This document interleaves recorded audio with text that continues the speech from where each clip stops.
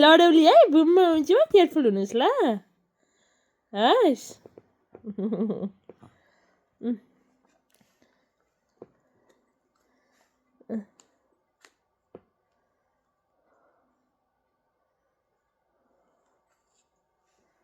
के रहेछ भित्र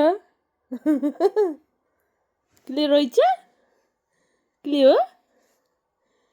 के रहेछ लडौली है तिमी मेरो छानुले क्ले भेटायो भित्र अब निकाल्न मन लाग्यो अब है